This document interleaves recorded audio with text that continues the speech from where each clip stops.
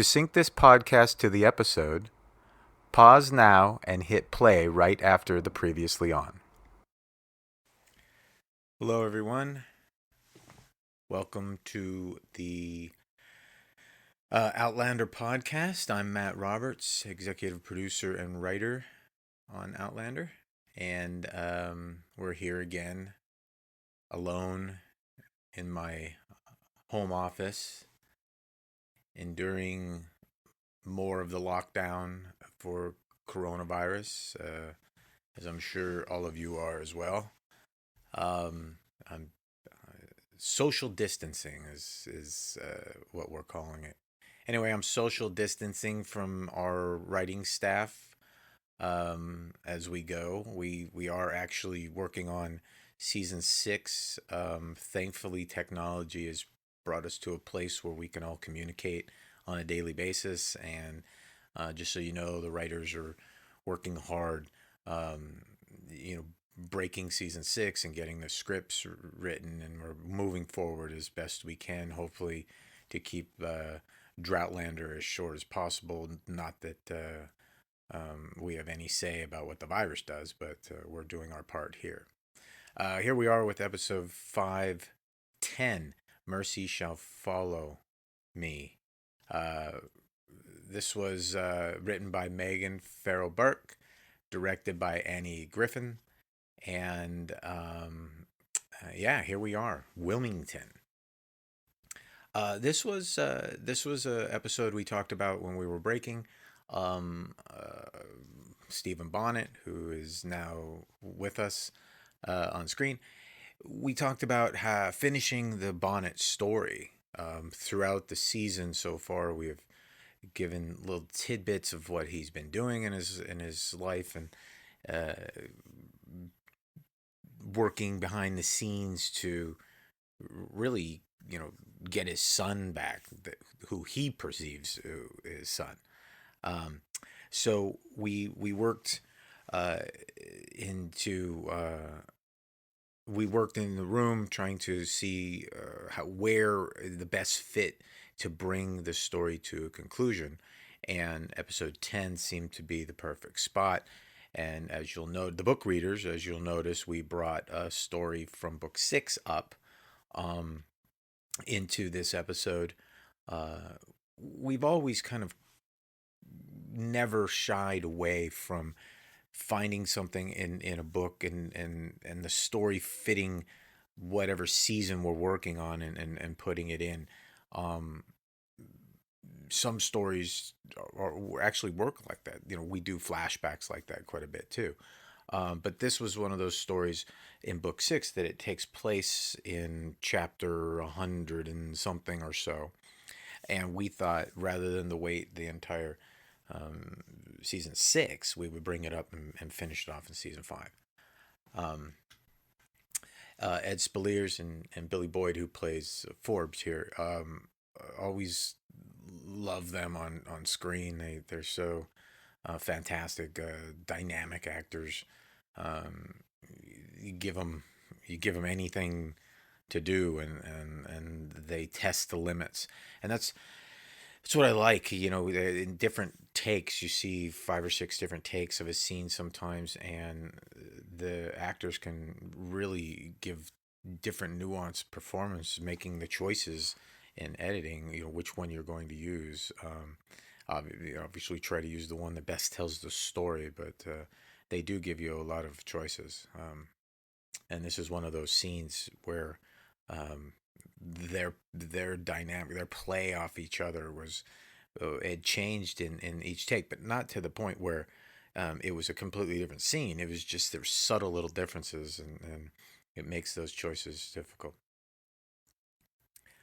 Um, we obviously we filmed this in Scotland on a backlot where we have built the town of Wilmington, and uh, sometimes in Scotland, you may have heard, it rains. And for me, when we go to um, the set, this is a backlot set, the rain actually enhances it. It makes it feel like um, it adds just a richness to it that you can't get, um, filming on a Hollywood backlot. And I like that this set is actually on stage, and we create, we have a backdrop, and then we have extras or supporting artists walking back and forth in front of uh, the windows to give the feeling they're in the same place. Look at that! I'm unwrapping all our secrets for you. But I think as you watch the shows over and over again, these are some of the things that you can pick out, and to see the layers of detail that we try to affect, to bring the whole show to life.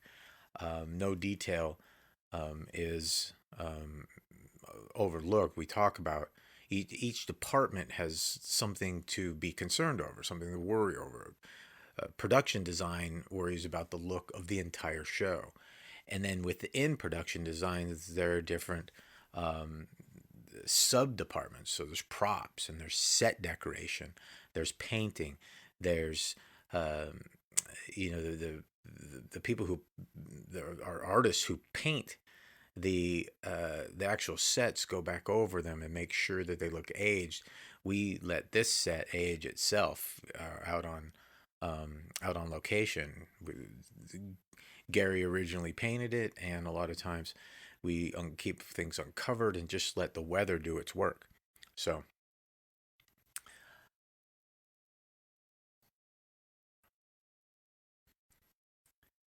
that tree is not actually growing there. Another sub department is greens. It's the greens department.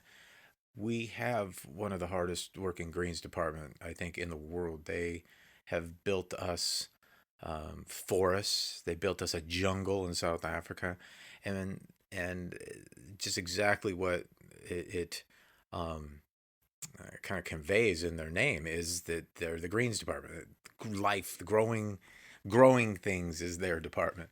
And just a scene like this, where you seemingly they would have no work to do because it's all green and it's all natural, but they do. They have to make sure everything's in the right place for the camera to follow, and it's such a intricate and job. We have the department. You always can tell a greens person because of all the dirt all over them, but they seem to revel in it. And ours, hands up to them. They're fantastic at their jobs.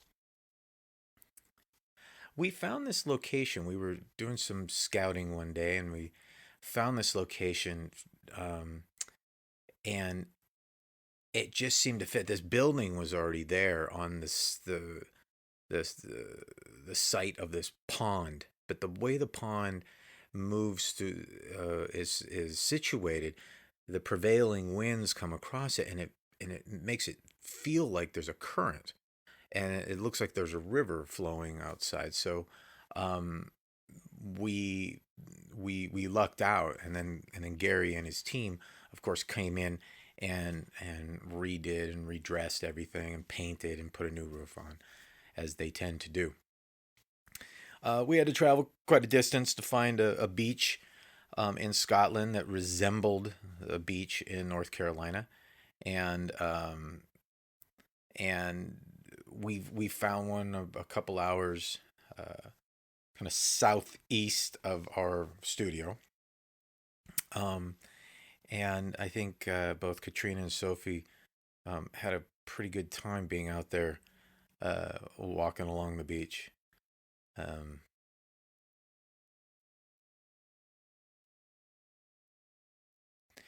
this part of the story for me, the Jamie, episode 9, I think really brought the Jamie and Roger um, relationship to got them to a good place. They mutual respect. I think Jamie absolutely knows how much Roger loves uh, Brianna. He can see it in his eyes that he loves Brianna just as much as Jamie loves Claire, if that's possible. But this is, I think, Jamie sees Roger a little bit of himself. They're not the same men, of course, but he sees what Roger's willing to do to keep his family together, but also what he was willing to do to keep Jamie alive. And I think that that spoke a lot um, to Jamie. So they started to be more playful with each other, and I think that's out of a sign of respect. Um, we we decided to kind of take a little sidetrack from the book. There's a dead whale in the book, and we didn't want to do that, and we wanted to show the life that was living at the time. And these are visual effects whales. We didn't luck out and find right whales, swimming and migrating at the perfect time. Of course, in Scotland. Um, But we wanted to show through the course of this season a little bit of the life that they would have encountered that would have been much more dense, much richer, more populate, populated in the colonies at the time. We added the buffalo that were there, and we were all shocked when we discovered there were buffalo in the area. Not as plentiful as the plain states, but there were, and the the whales going back and forth on the east coast that the whalers in the next century decimate. So we just kind of wanted to show that rather than a dead whale on the on the beach. Plus, it was more practical for um, production. When we first way back talked about, we kind of looked to the book always first to say, okay, well, how do we do a dead whale? How do we do people running or walking and interacting with it? We step back from that almost immediately, knowing that, well, that has to be a visual effect whale. And then you say, okay, well, when people interact with visual effects, it drives the price up. It drives the time to film it up. It drives all those things up. And when you make, say, a movie where you can spend months and months and months filming the movie, and you can spend, one day filming an entire page, one page of the script. Well, on television, you don't do that. You sometimes do 7 pages a day. So you have to, in 12 days an episode. So you have to kind of really, it's all condensed. Um, so you have to kind of figure out, then you have to step back and go, okay, well, what if we did them looking at live whales, and then we could put the whales out, in the ocean, and they can be jumping, so we can get the feeling, but it's not the exact same thing.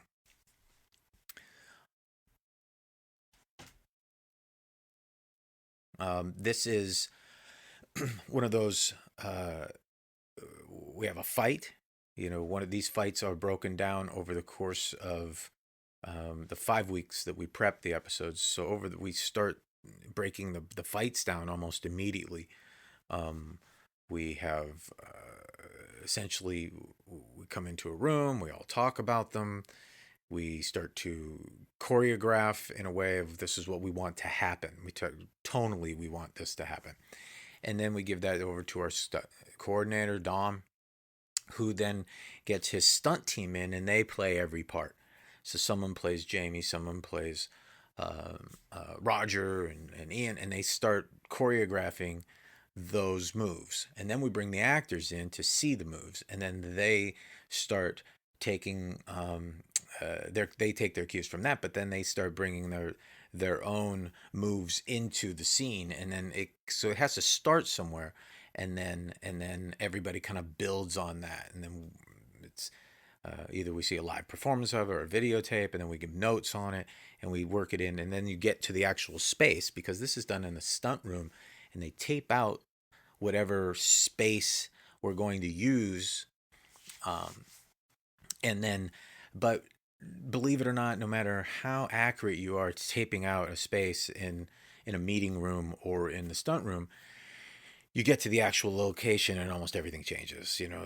This isn't quite the same, and oh, the boards move here, and they didn't, the floor isn't quite the same. So it does take on a new life, and you have to make adjustments.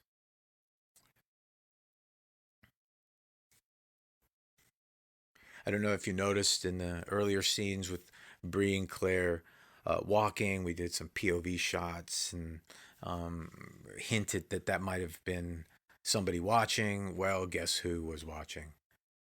Stephen Bonnet.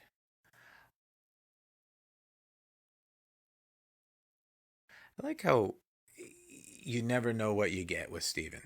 You don't know if he's going to be this vicious murderer or he's going to be charming. And I think we talked about this way back in season 4 about how Jamie and Claire could get duped by him, and I think we talked about that last year as well.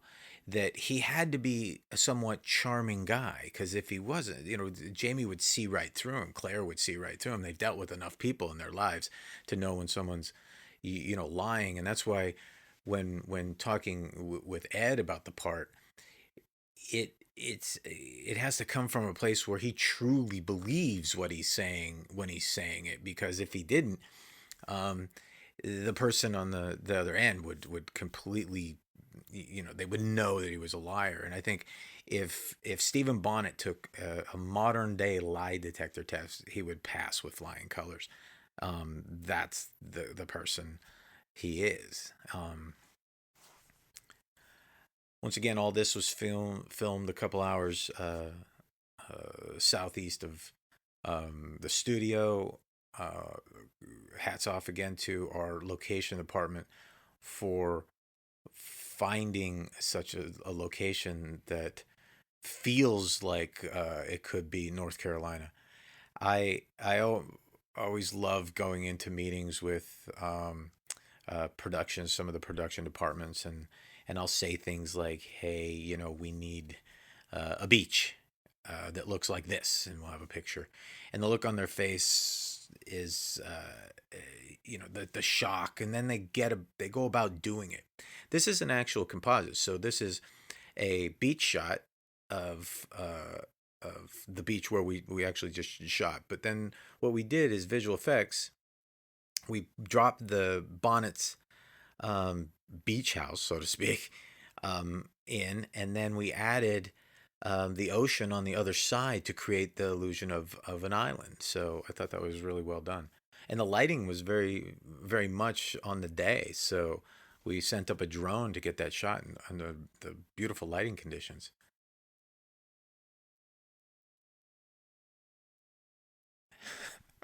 I'm sorry. Every time he casually says that, Bonnets casually says, "Oh, I had no quarrel with her. I left her on the beach." I just love the way Ed performs this whole arc in this section. Sophie as well. I think they had to find the right balance between. Um, uh, excuse me. I'm gonna need a drink. I'm getting a little parched. I'm drinking today the Sassenach. Yes, a whiskey made by God. Who's making this? I think a guy named Sam Hewen. Anyway, I was lucky enough to order a couple bottles right when it went on sale, and it took this long to get here. So anyway, we are trying the Sassenach, and it is for those of you. I like it. I think it goes well with um, just about anything. I have some ice in it because it was a little warm here today. So, but I do like it neat as well. So that's enough of uh, the whiskey talk. That's a whole separate podcast. I feel whiskey talk with Matt, and it just progressively gets worse as I go because I get drunker and drunker. Um, anyway, we built um, part of this on set. We built part of the Bonnet's lair on set, and because we knew that these scenes were going to have to, we didn't want to be locked down to a location for it because we knew the scenes were going to take a lot. We needed to give a lot of time to the actors um, to find the performance because it's such a subtle balance to be in a position where Bree has to really kind of figure out what the hell is going on, and for Bonnet to get to a place where he can he can try to convince her really that he's sincere. He wants to at least pretend to have a life, and we have to remember that in the times, in the 18th century, men were very dominant. They kind of ruled the day, and so him having a wife didn't mean that he couldn't still do all the fun things that Bonnet thought were fun. Like going out and being a pirate, or having concubines or mistresses or whatever. So he just wants Jemmy and everything that Jemmy can bring to the table. No pun. Actually, that was a pun, a bad one. Uh, we talked about putting Bree in a situation where she could use her intellect, getting her out of the building, and just having her escape and run on the beach. We looked into that. We talked about it, but we just couldn't figure out what that would be. We had trouble once again on location finding a place that we could actually physically shoot that. So sometimes that happens. We go, okay, well, we can't physically do this thing. So how do we keep the feeling of the story in the book, keep the essence of it, and make it feel like she's in a prison and that she escapes? And what we what we tried to do is put her in a position where she has to use her intellect to assess the situation, and then to apply that her know-how to get out of the situation. Ultimately, where you saw the episode, it doesn't work because the one thing uh, she can't manufacture is feelings for this man, and that was the arc that we broke out and ultimately wrote. I think one of the fun lines is um, when he says, "Is there something?" I just saw it and I forgot it already. This is what the Sassenach whiskey does to me: is I drink it and I forget forget the lines. It's about the moral compass. Sorry, I love that line when you can't teach him a moral compass. Anyway, I lost my whole train of thought right there because I'm watching the scene too. Um,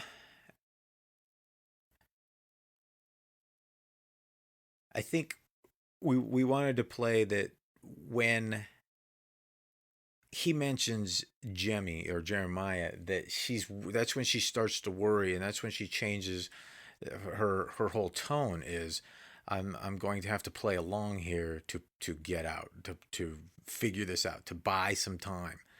And you can see it on Sophie's face. You can see the penny drops, and she has to make the next step. What do I do? How do I buy time? I know my parents are probably looking for me. I know my husband's probably looking for me right now. What do I do?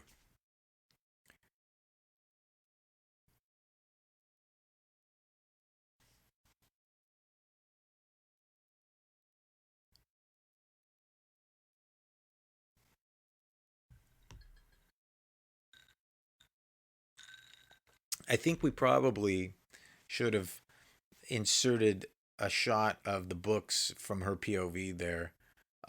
We didn't have it, so we could have gone. What we do is we have these things called pickups. We see a cut, and we will go back after that and pick up little things that we need during. Sometimes we do reshoots, a full reshoot, when we know that we don't have, there wasn't enough time, or or uh, you just need to fill in something for the episode. That was one of those moments, and just looking at it again, that we probably should have seen her looking at the books, and then the idea hits her, she could read. Um, but that's hindsight. Hindsight's 2020, I guess.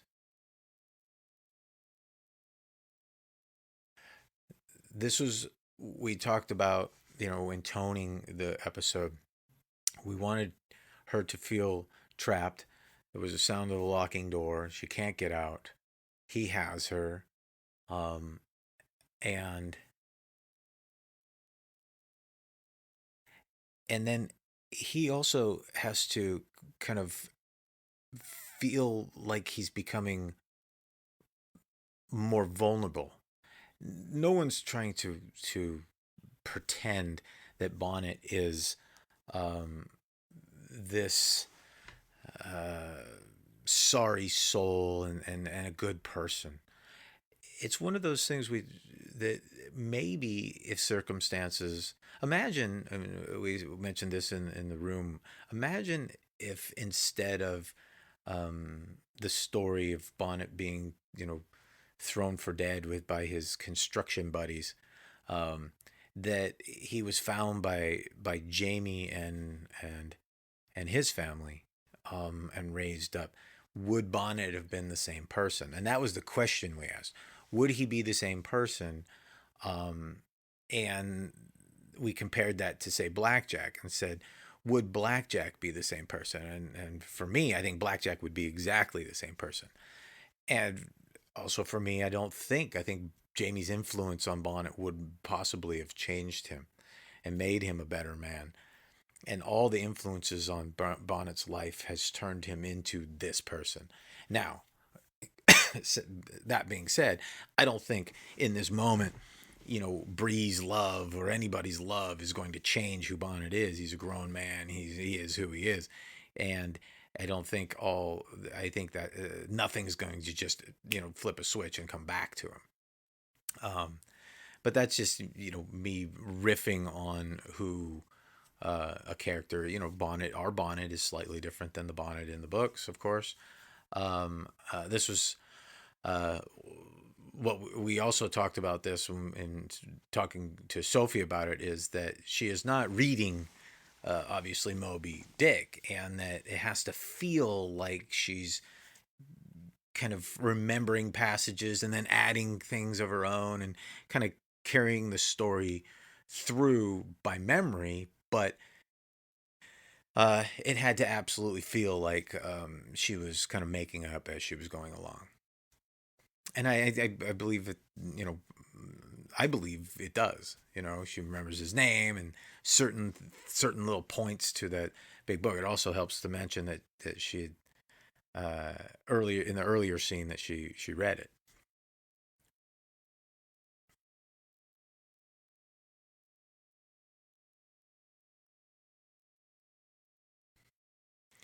I like that Bonnet gets a little excited that his son could like stories about the sea.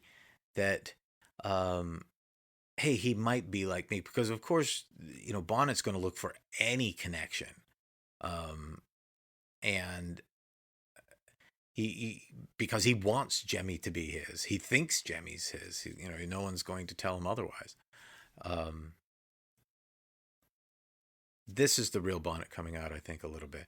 He's impatient. He wants what he wants when he wants it, and he just wants to know what happens. And I like the turn there a little bit. Is that he's not.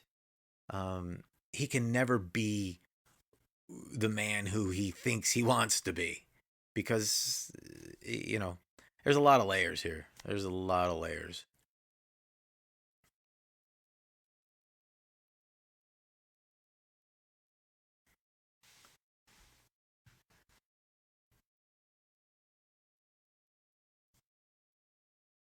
This was a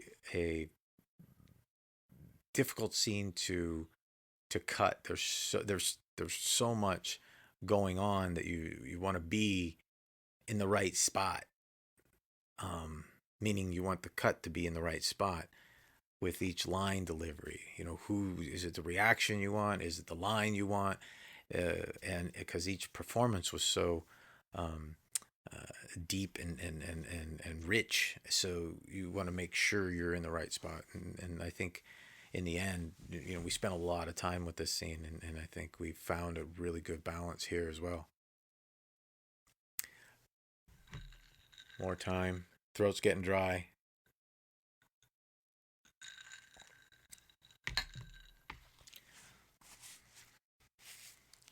my favorite line. Not my favorite. I don't play favorites. I just think the delivery and the subtext just amazing. Um, and the audience who gets to be this voyeur in this scene um, get gets all the messages from that line, whereas it goes right by Bonnet because he's in a different headspace. But I really do love that line.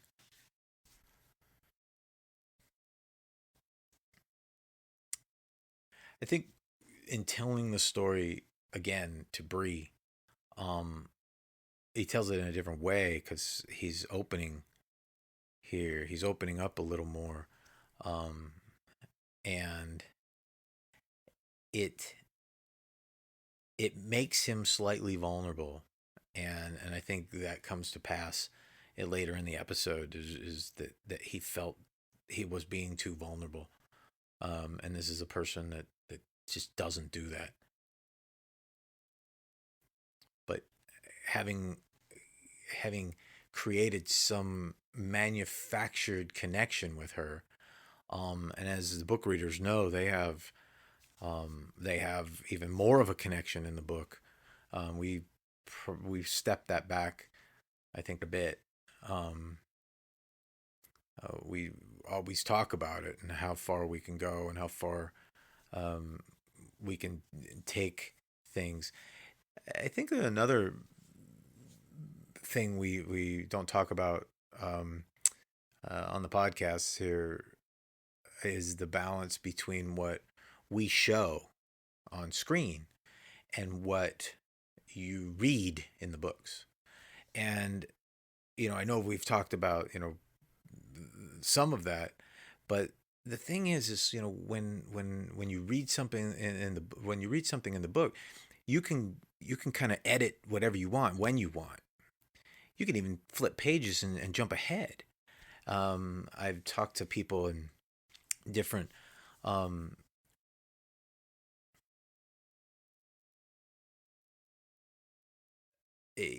some of the panels we've done, and I've talked to some of the fans and the audience members, and they do talk about, oh well, when I got to that scene, I just flipped a few pages and then I moved on because I knew what happened, but I didn't want to read it.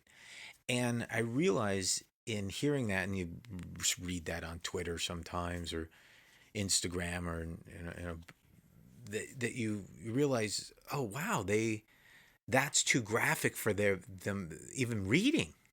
And the books are very detailed, very graphic in some respects, and they're so you know richly described that it's hard not to picture what's going on. So when we come into the room and we talk about these scenes, and when we come to production and we talk to the directors, and how far and what we show is always a big deal, and that certainly has come up multiple times on Outlander during the 5 seasons.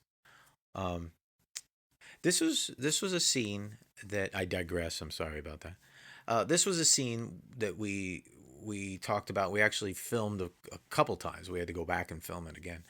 Is that we had to be so careful of what he believes and what she believes and what she and when I say Bonnet and Bree is this is the moment. I'm going to be all in, and Bonnet has to believe it. He has to believe it, but he needs something. He needs proof. And I think by being vulnerable the night before, he's not going to just take this on face value. It's this moment. Shouldn't we just be together for a while? Shouldn't we just spend some time together to get to know each other? Then I can maybe believe you. Then maybe my charms will overwhelm you and Stockholm syndrome will come in and you will be mine. But I think right here in the back of his head, he knows I'm going to force her to prove it physically. It catches her off guard, which, and you can see in the moment, she's like, I don't know where this is going to go. I certainly don't want to go into the bedroom. But, and we talked about this early on in filming and with the director, with the actors. And it was, this has to be a real moment. And I actually brought up the moment where Claire um, has to give herself over to the King of France and to save Jamie's life. And that was referenced here, is that Bree is trying to save her um, child, and she has to give herself over. And I don't think Claire convinced the King of France that she was, in any way in love or like with him. And that's what this moment is about. She could not, no matter how real the kiss was, she couldn't make it passionate. She couldn't convey any feelings in that kiss, and he knows that, and that's why he snaps, and that's why he becomes Bonnet again. So this was one of those moments that we had to make sure it felt right.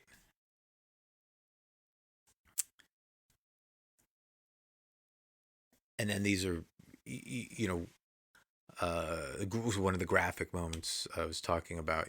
How physical we get, how physical he got with her.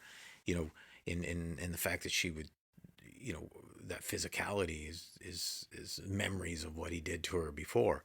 So, and I think this is a visual of that. She can instantly put herself in this place where this, Epi is being um, uh, doing it willingly for money. Um, when designing this set, we needed to have places to go and with the camera, but also with the characters and giving them places to go to where the eye lines matched up. Where she could see, but where the camera could see, and you can see this is a great uh, camera placement for that. Get her POV to get her perspective. What she's going through at the same time, knowing that's right out there.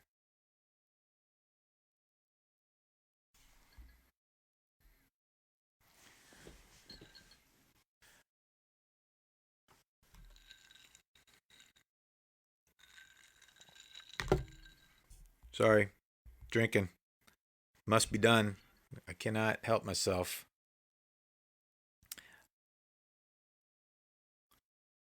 Um, the Epi character. This is Leah Shine, who really does shine in the role. She Every scene she did, we were just so impressed with her. Um, there's just such a likability to her and charisma.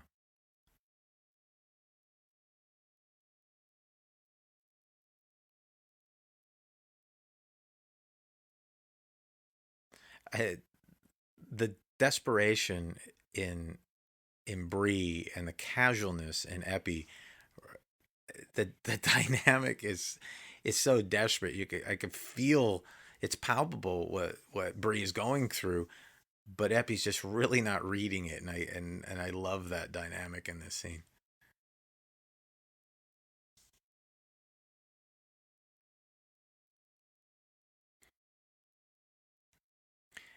You can see Epi calculating what maybe she can get out of this. Maybe she can benefit from this, but but she's also a person, and I think that um, she can see the desperation in Bree's eyes. So instead of just taking the ring, instead of just taking the money and running, which she could have done, she could have lied to. She said, "Yes, I'll take it, and I'll get word to her," and just walked out that door and never done anything. But she doesn't, and it shows it shows the humanity of the character.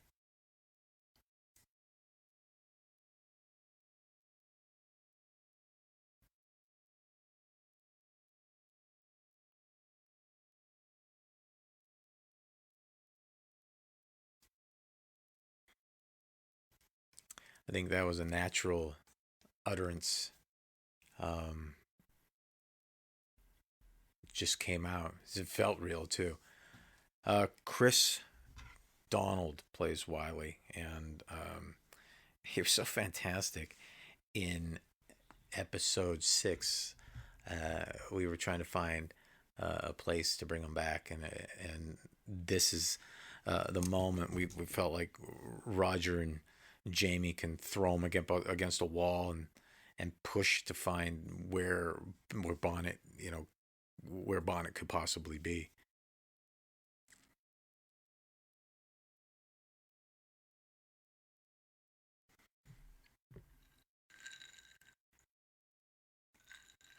I think Jamie knows him well enough to know that they don't have to put that much pressure that be that violent with him.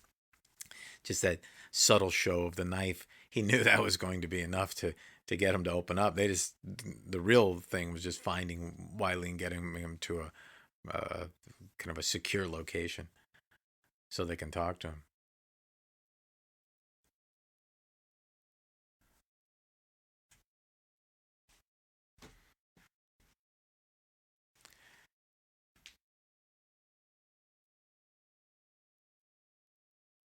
Chilly that day, no doubt. Oh, good old River Run, in the sense that River Run is a we have two locations. We have the location where the big facade is put up, the facade of the house, and then we have a location in the studio that we built, and it takes up a whole stage actually. The parlor, the dining room, the foyer, and um, the staircase, and bedrooms, and it's a pretty massive set. It actually sits in the stage that we had the Boston apartment, and we had the Great Hall in Leoc. So that if that gives you any idea of the size of it, that's what it is, and that's the reason for it. The size is so you can shoot through, like that scene the moment you just saw, where in one room and you shoot all the way through to the next room, and it gives depth, and that's something you look for when you're planning shots, is you want to give depth to the scene. You don't want to end up in little corners and film in boxes all the time. um, this this scene was uh, really one of those. I'm sorry, I'm following along as you guys are. uh, I love how uh, Forbes comes in and starts measuring up what he's going to take. The plan, obviously, from the first scene is, I'm going to get 20% of this if once my um, client takes over.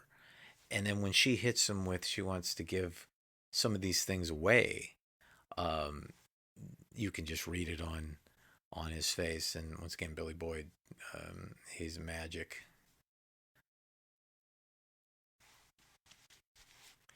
It's always raining in Wilmington.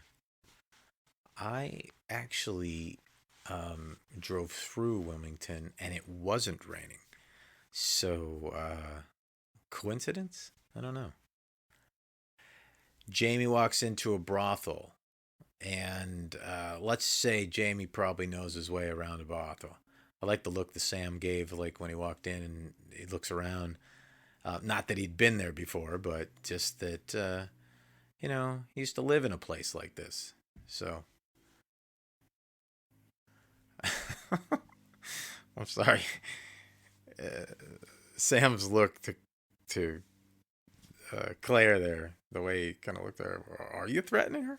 Sorry, made me laugh in editing every time, and we left it in because it's kind of a funny look. Um, but hey, that's just me.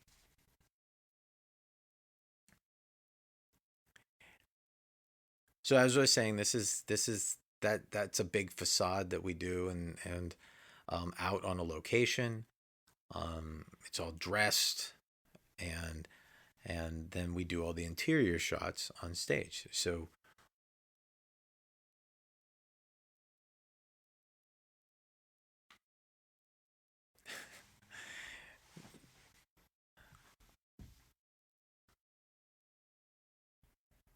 the play back and forth is obviously he knows she can't see him, and so the disgust on his face, uh, the dust on his face, he knows he can really play up, um, and I like that. A seeing person could read that in a second and go, "What's your problem?" But Jocasta's getting it, and I like that. That Maria lets it go for a minute, and then she's like, "Hold on a second."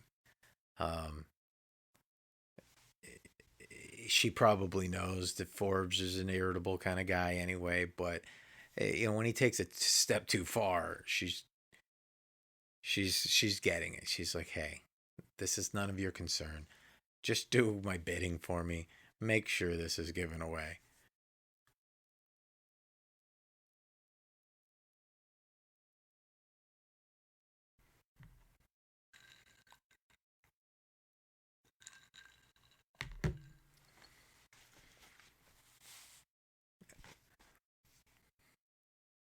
Here's the big turn.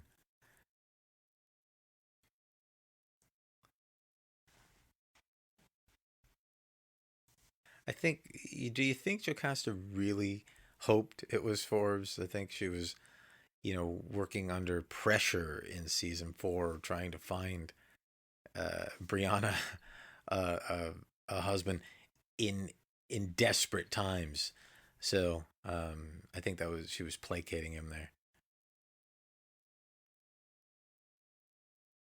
We in one of the more odd prep meetings was how would he go about killing her quietly. Is there strangulation? Was he stabbed? All the things that you can talk about. Um, but also that bell is very important. Is the fact that the bell rang and it gave Ulysses, um, uh, the alarm to come in and save him, save her. Sorry,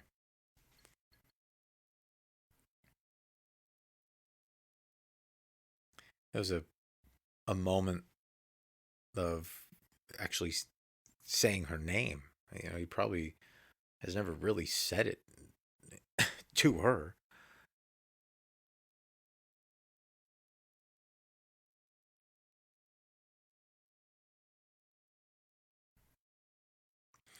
So if you remember the title card, this is we try to plant those where you have to put the puzzle piece together and figure out where does this fit. Some of them are fairly obvious throughout the season.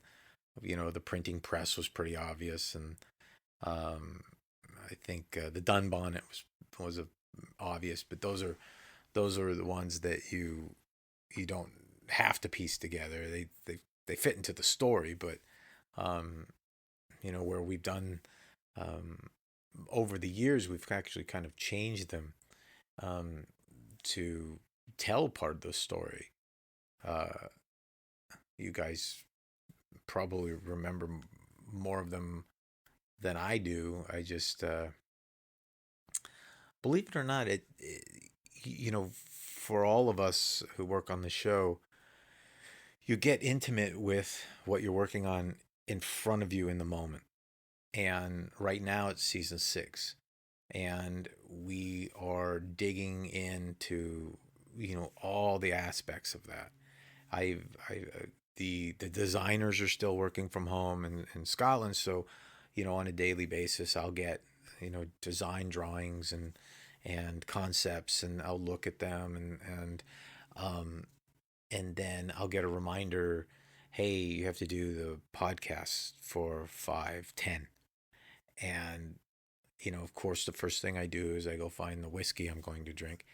Um, standards must remain, and then I'll start watching the episode with you guys, and I'll start remembering things and going, oh wow, yeah, I remember this and I remember that, and um, but when we film these, they were quite a while ago. When we wrote these, it was even twice as long.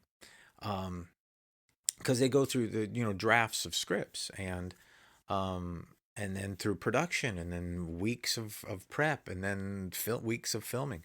So you really go, oh wow, yeah, I remember this, and oh, I remember this moment when we were on set and what was going on, and uh, but just in just so you guys know, that's what we're doing.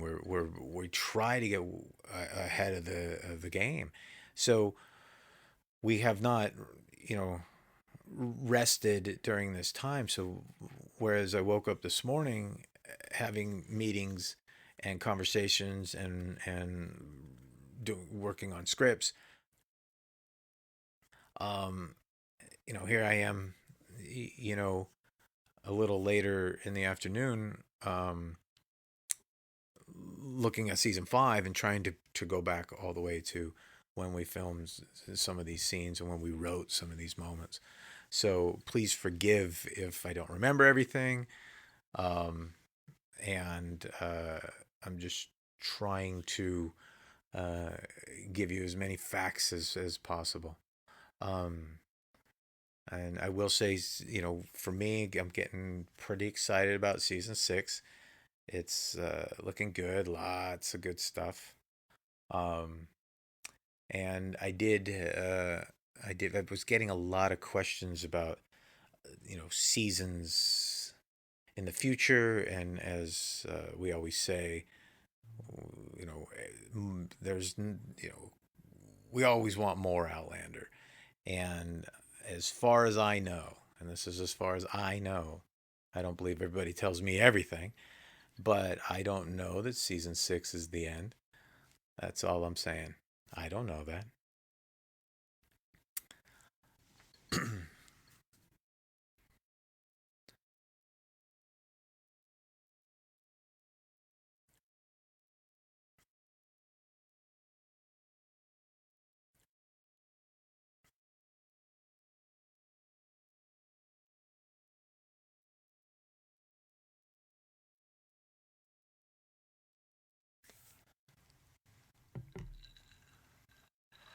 I like that Bree tries to use a desperation about Jemmy there to see if maybe he had a heart, to maybe if there was that she got to him in those earlier scenes, and you can see that she just didn't. Um, that is not a real tall ship out there. We put um, a rendering. I think we talked about it being the Artemis. If we could reuse the Artemis, no one could really find the details of it. So we did this fight, you know, during the block, and then we went back and we added some elements to it much later. And when we came on to the day, um, the original cut, Manny, who held the purse, didn't get shot. There was a bigger fight and a different kind of fight. So we added elements to this and kind of re-choreographed the fight in a reshoot, and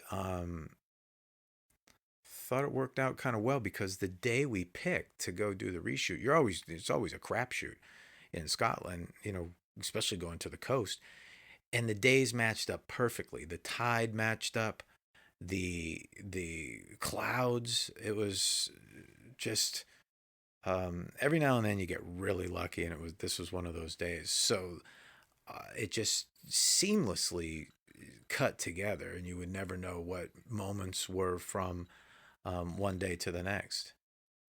And even I can't kind of tell sometimes.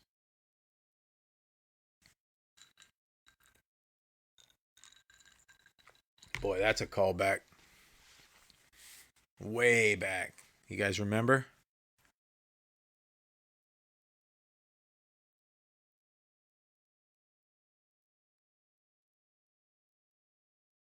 I think all everybody standing there, he has done something horrific to all of them, and the way the way they were all glaring at him was a great shot. It was a really good shot.